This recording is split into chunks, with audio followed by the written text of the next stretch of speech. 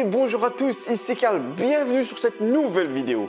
Normalement, d'après mon plan d'attaque sur les séries de vidéos Final Fantasy VIII, je devais parler de la guerre occulte. Mais à un moment, je me suis dit, je vais parler de la guerre occulte. Mais ce serait mieux d'abord de présenter la personne qui est derrière la guerre occulte, c'est-à-dire Adèle la sorcière. Et j'ai souvenance de vos commentaires qu'il y en a beaucoup d'entre vous qui attendent cette vidéo. Alors après mûre réflexion, je me suis dit, pourquoi pas détailler la sorcière et ensuite parler de la guerre occulte pour avoir tous les outils en main et comprendre, en tout cas, la psyché de cette dernière. Et d'un côté, ça fera une deuxième vidéo.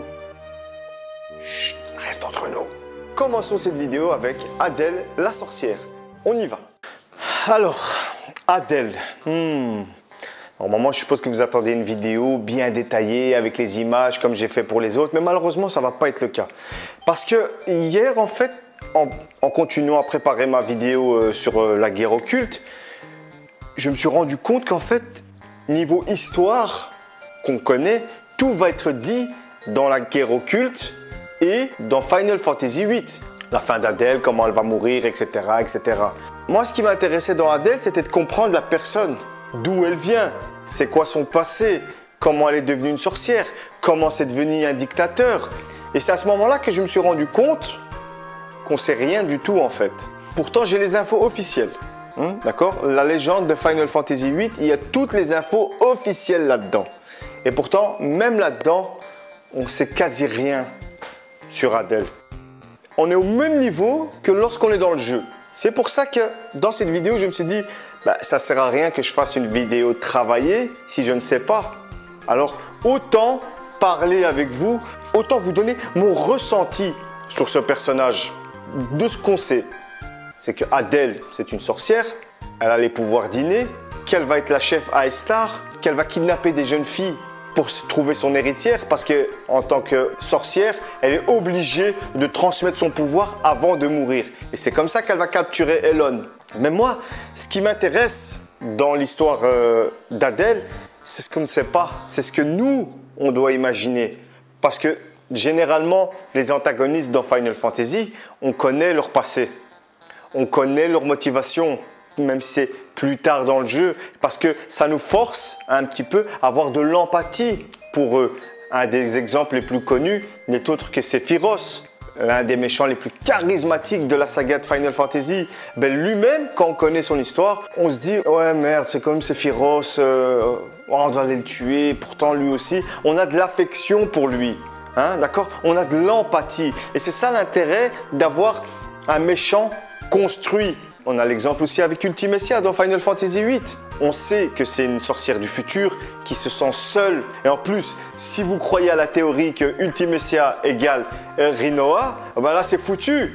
Ah là, on ne peut être qu'empathique vu que cette dernière nous a accompagnés durant toute notre aventure dans le jeu Final Fantasy VIII.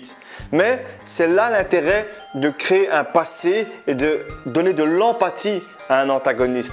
Mais par contre, pour Adèle, ça n'a rien à voir. C'est totalement l'opposé. Et c'est ça qui la rend intéressante. Parce que c'est à nous d'inventer son passé. Parce qu'on ne sait rien. On ne sait pas comment elle est devenue une sorcière. On ne sait pas qui lui a donné ses pouvoirs. On sait que c'est une sorcière, mais qui? Dans quelles circonstances? Pourquoi elle est devenue maléfique? Il est où son chevalier? C'est à nous de nous inventer tout ça. Et je pense que Squaresoft a fait exprès de faire ça, pour laisser un petit peu de mystère avec ce personnage. Déjà, rien que la première fois qu'on voit Adèle, on pète un câble. What the fuck? C'est un homme, c'est pas une femme, Adèle. On est d'accord. Si vous n'êtes pas dans la culture Japanimation, manga ou encore jeux vidéo, si vous ne comprenez pas la logique des Japonais, vous allez voir Adèle, mais vous allez devenir fou. Vous allez dire, c'est quoi ça? Ils nous disent que tous les sorcières, c'est que des femmes, sinon c'est pas possible. Et là, on nous met un homme. Moi, la première fois, je me suis dit, what the fuck, c'est quoi ce bazar? Mais après, je me suis remis, je me dis, mais c'est des Japonais qui ont fait le jeu. Et les Japonais, ils sont bizarres avec ce système. Parce que un des meilleurs exemples pour que vous compreniez, c'est le manga Jojo Bizarre Adventure. Quand vous voyez les héros, ils ont un certain charisme, ils sont badass, mais ils sont minces, ils ont les cheveux longs, colorés, des habits bizarres. C'est ça en fait, un personnage peut être badass, mais efféminé à la fois. C'est ce que nous, les Japonais, nous montrent. Rien que nos héros de Final Fantasy VIII, c'est des gamins, d'accord? Ils ont 17 ans et ils sauvent le monde. C'est les Japonais. Quand tu vois Adèle, tu te dis, mais c'est un mec, il a du maquillage, il a les cheveux couleur feu, il a des ongles exagérés. Ah, qu'est-ce que tu te dis? Bah, c'est un travesti, point pas.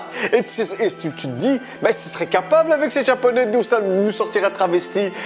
Et ça ne nous choquerait même pas. À cause de la version française, on nous dit que Adèle est un hermaphrodite, alors qu'on a confirmation que c'est pas vrai. Adèle est bien une femme, mais il ne t'explique pas pourquoi elle a la stature d'un homme, une musculature masculine, des traits carrés, mais c'est à toi de te faire ton film.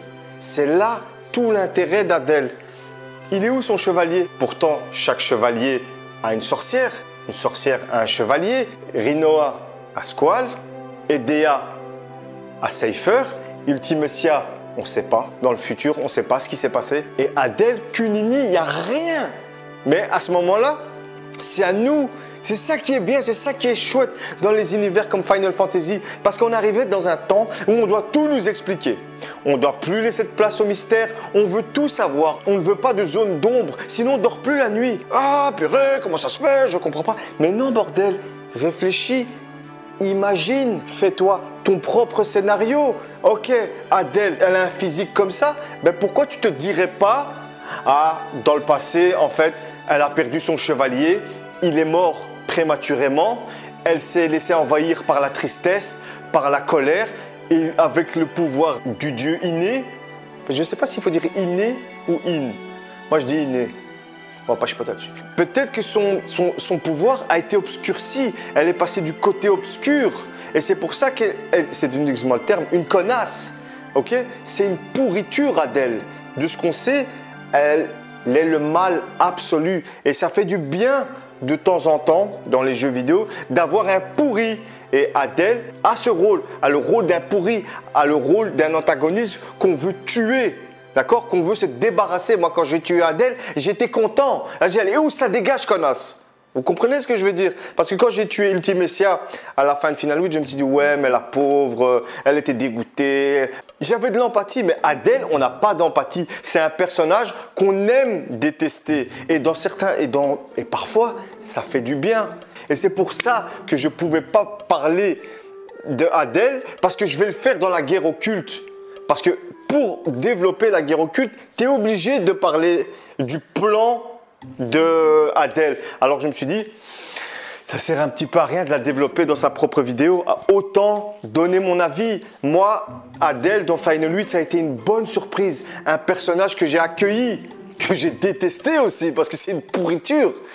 On le voit dans son maquillage, on le voit dans ses tatouages, rien que dans sa forme physique, on voit qu'elle a de la prestance, qu'elle a du charisme. Et c'est peut-être ses pouvoirs qui sont développés dans le côté obscur qui lui ont donné cette stature, ce physique, qu'elle n'est plus femme.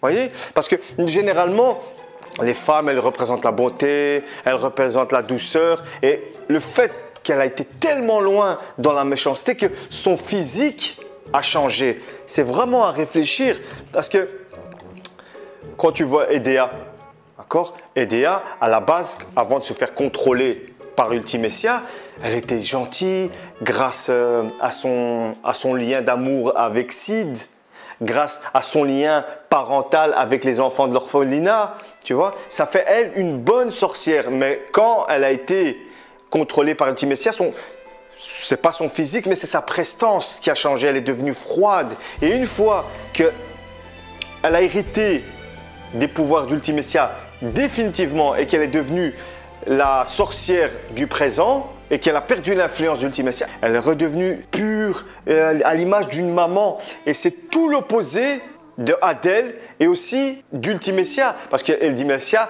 elle est encore sexy, provocante, elle a ses tatouages, elle a ses griffes, mais on ne sent pas de bonté en elle. Et alors Adèle, elle, c'est l'opposé.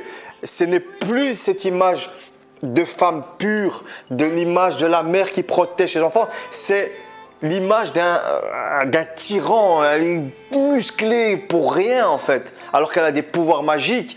À quoi lui sert cette masculinité développée? À rien. Et c'est ça qui est bien avec ce personnage d'Adèle. C'est que nous, on peut s'adonner au plaisir d'imaginer comment elle est devenue comme ça. On ne nous parle pas de son chevalier, on ne sait rien de son passé, comment elle est devenue la chef d'Aystar, on ne sait pas. On ne sait pas. Et c'est ça qui est bien avec ce personnage. En tout cas, j'espère que cette vidéo vous a plu. Je vous ai vraiment parlé de fan à fan. Et j'aimerais bien avoir votre avis là-dessus. Comment vous voyez Adèle? Comment vous imaginez son passé et comment elle est devenue comme ça? Ça m'intéresserait vraiment. Et en tout cas, moi, ce que j'avais envie de vous dire, c'est que Final Fantasy VIII, pour moi, est mon deuxième Final Fantasy préféré. Il est juste derrière Final 10, mais c'est vraiment un Final Fantasy qui m'a touché. Ce jeu m'a vraiment touché parce qu'à l'époque, j'étais moi-même un adolescent et l'histoire de Squall, c'était un peu le reflet de la mienne, comme je l'avais dit dans la première vidéo. Et Final 8 est vite décrié. Pourtant, moi, j'ai pas honte de dire qu'il fait partie de mes Final Fantasy préférés. Pour moi, à part son système de magie qui est pourri, d'accord, le fait de voler les sorts, tout le reste est juste parfait. Ce jeu est génial, ce jeu est nickel. C'est vrai que Final Fantasy VII a une plus grande aura, mais parce que c'était le premier Final Fantasy qui était sorti en Europe, en français, en PlayStation 1, et c'est pour ça que Final Fantasy VII a autant cartonné. Mais c'est pas pour ça que Final Fantasy VIII est un jeu à oublier. Bien au contraire, on le voit avec le remaster. Faites bien attention à ça. Ne vous laissez pas submerger par les informations des autres. Regardez votre ressenti. Est-ce que j'aime bien Final Fantasy VIII? Non. Bah tant mieux, mais si vous aimez bien, n'ayez pas honte de le dire. Ouais, Final 8, c'est un petit jeu avec une romance cucu, a rien à voir. Final 8 fait partie des finales avec le scénario le plus complexe, un des plus travaillés, et nous, avec Adèle et d'autres choses d'Ultimate, on nous laisse imaginer. Ça fait du bien de temps en temps imaginer. Mettez-moi des commentaires dans cette vidéo. Ça me ferait bien plaisir d'avoir votre avis sur Adèle. En tout cas, moi j'ai kiffé faire cette vidéo. Ça m'a fait du bien de seulement parler et pas trop travailler. Ça prend moins de temps. Et vous, ça vous aura fait une vidéo. J'espère qu'elle vous a plu. N'hésitez pas à mettre un pouce bleu, d'accord, à partager la vidéo et surtout à vous abonner. Et pour moi, le plus important, c'est kiffer Final Fantasy VIII. Si vous l'aimez, dites-le moi si vous aimez ce jeu. Et n'ayez pas honte parce que la majeure partie des gens aiment les Final Fantasy VII. Que le 8 est un mauvais jeu, loin de là. Allez, moi je vous laisse, j'ai encore la guerre occulte à bosser. Ciao.